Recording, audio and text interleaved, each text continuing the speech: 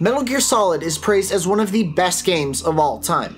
When it originally released on the PlayStation 1, it changed the game. No pun intended. It's influenced countless games going forward, and hell, even changed the entire gaming industry. But I couldn't even get past the first hour. I can't put my finger on what I didn't like about it, but with so many people loving it, I wanted to love it too. So I'm giving the remake Twin Snakes on the GameCube a shot, along with my good friend Your Player 2. So my personal history with Metal Gear actually began with Metal Gear Solid on the PlayStation 1, and I fell in love with that game immediately. Having cut my teeth on Tenchu Stealth Assassins as sort of my first foray into the stealth action genre, I was hungry for more of that style of gameplay. And while Metal Gear certainly rewarded, stealth and finesse, it also did so with a deeper narrative, a modern action setting, and more refined controls. Fast forward half a decade later, and I was delighted to see a modern interpretation on a game that I've beaten over and over again. And having explored it more fully recently on a live stream over on my channel, and knowing that Chad was eager to check it out, I was really excited to kind of dive back into the Twin Snakes. So, Chad, thanks for having me on, man. I appreciate it. He was nice enough to let me borrow his copy of the game because you pretty much have to take a loan out to get a playable copy. Without further ado, let's see if Metal Gear Solid: The Twin Snakes can sneak up to be a new favorite of mine.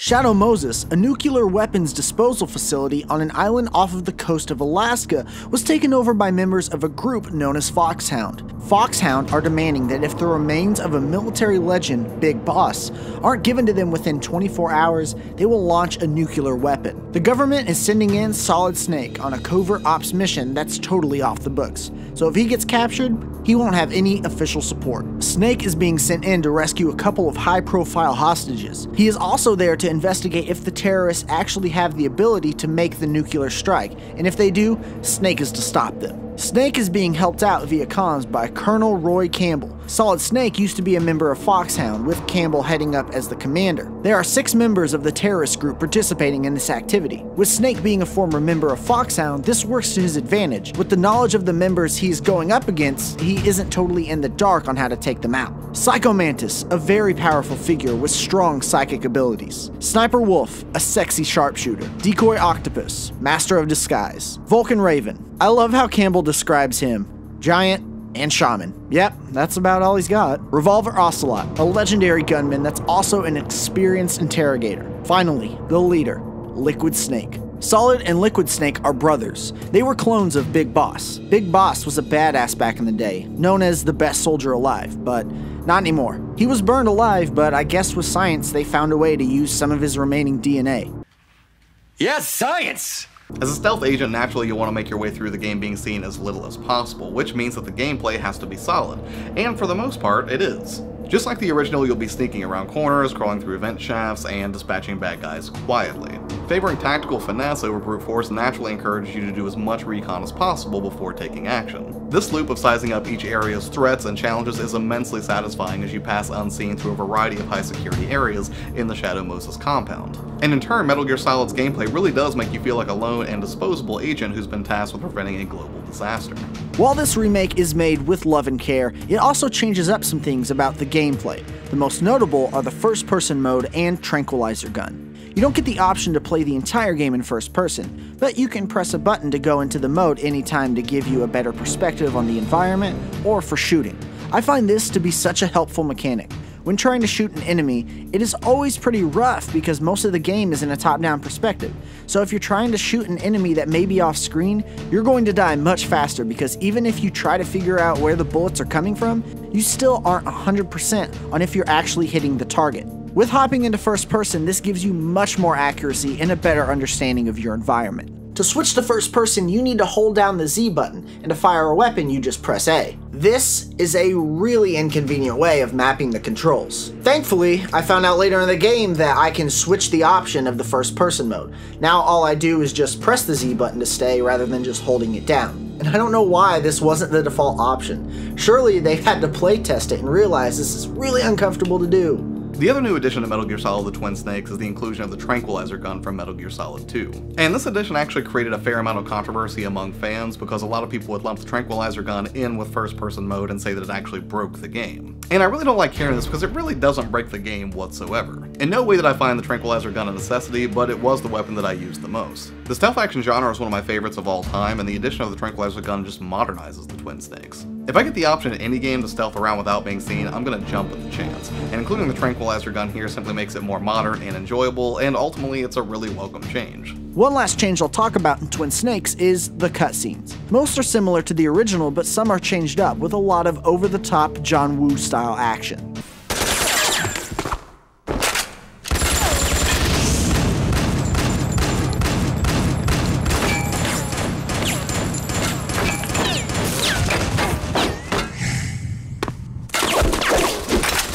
The Metal Gear series has always known to be a tad cheesy once in a while. Yeah, you got a great butt.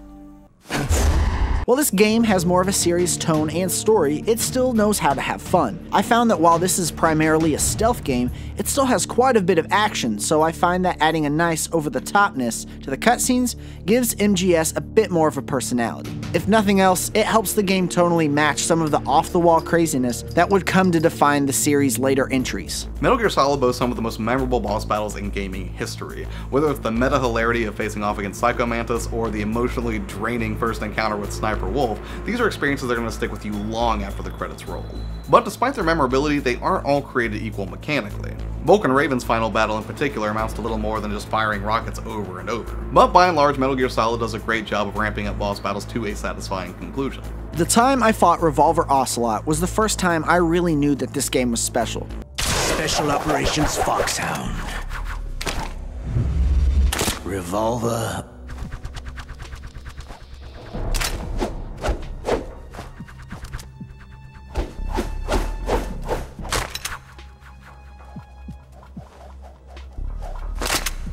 Ocelot.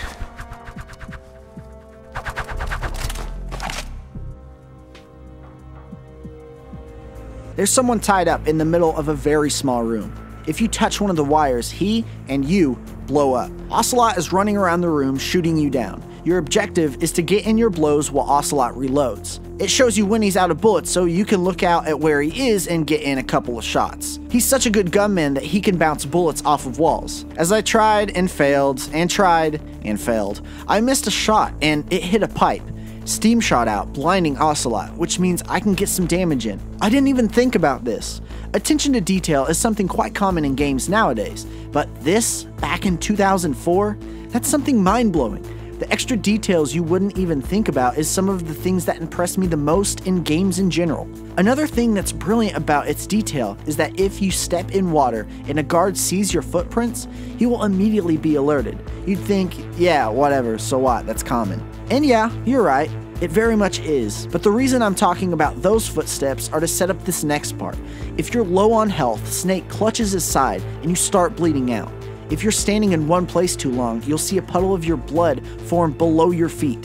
And if you're running, you leave blood spots behind from losing health. Like honestly, who thinks of this stuff? There's countless other small things that make this game brilliant in game design, but for the sake of time, I'll only mention those couple. But for all of that additional attention to detail, it never comes off as fluff or distracting from the core gameplay, which really nails the fundamentals of the genre. Multiple paths encourage improvisation, and more powerful munitions are in scant supply, encouraging judicious use of more powerful armaments. These elements combine for an enticing and satisfying experience that encourage you to explore every inch of the compound.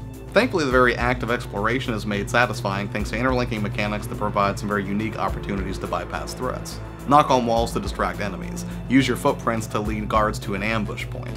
In a hurry, use a chaff grenade to disrupt enemy surveillance systems. Metal Gear Solid gives you a bevy of options to manipulate the environment that really elevated the genre. You're not limited solely to cat and mouse style evasion tactics. Rather, you can actually engage in a variety of deceptions that let you manipulate the dynamics of an entire area. It's almost chess-like in its execution, and it's compelling enough to warrant multiple playthroughs. Back to the bosses. There are some duds in this game, like the first time you fight Grey Fox and fighting Liquid Snake in the Hind D helicopter. MGS bosses challenge you and really make you think, and I think this is most evident with arguably the most iconic Metal Gear Solid boss of all time, Psycho Mantis.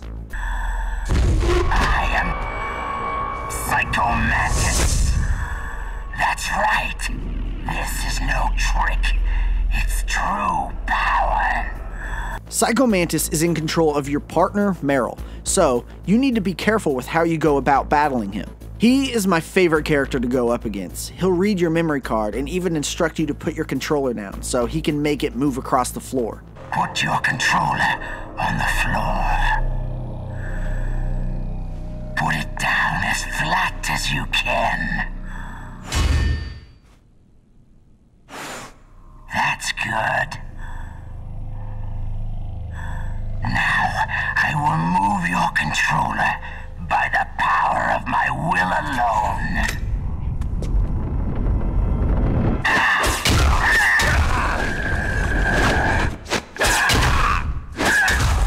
I've never played a boss battle like this. Shifting items in the room, Kojima in the background laughing, having to figure out what to shoot in the room to stun him, and change your controller port.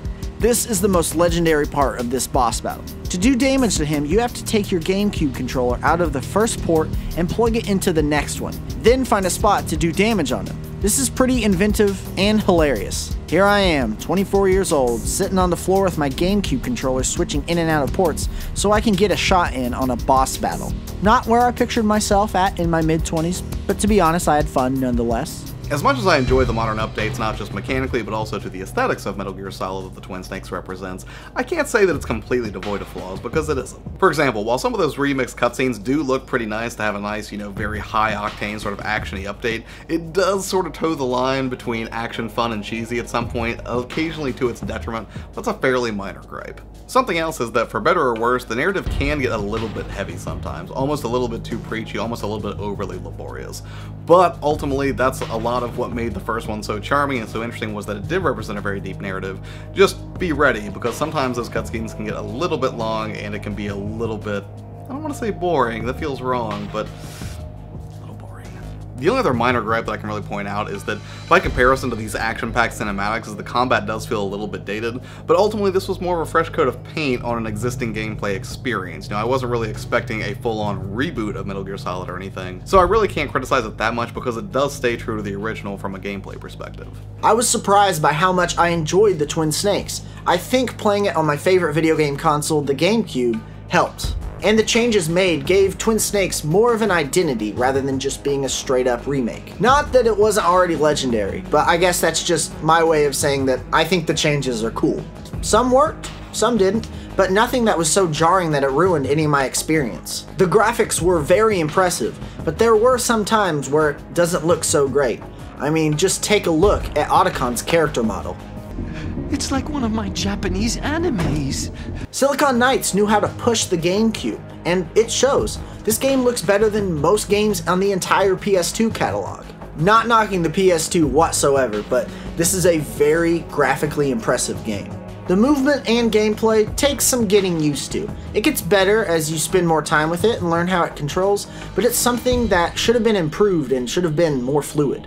How much you'll enjoy Twin Snakes really depends on where you're coming from. If you're completely new to the Metal Gear series and you're looking to dive into one of its earlier entries and make sure that you have a good time, this is hands down the most approachable way to do that. The first-person mechanic will make your adventure much easier to swallow, and the aesthetics are much better than the comparative ugliness of the PS1 version. If you enjoyed Metal Gear Solid the first go-around but you're not really a die-hard fan, it's not requisite that you play this, although you might still appreciate the remixed cutscenes from some of your favorite moments. Otherwise, more modern stealth action games may be a better fit for you. Purists might scoff at any modification made to the game that basically set the gold standard for stealth action back in the day, but I would encourage you to give it a shot nonetheless. Just because it takes a few liberties, it doesn't diminish the original at all.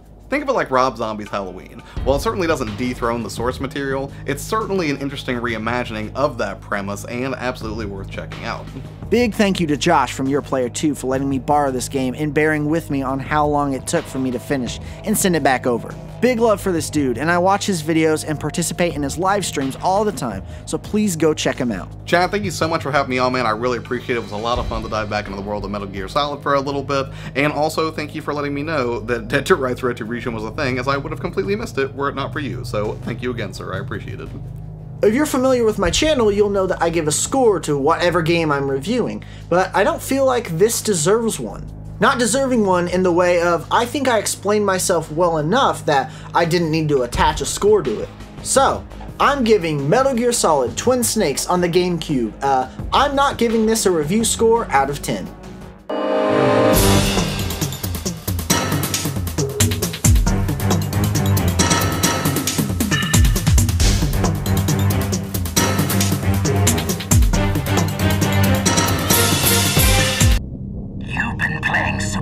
Mario Sunshine, haven't you?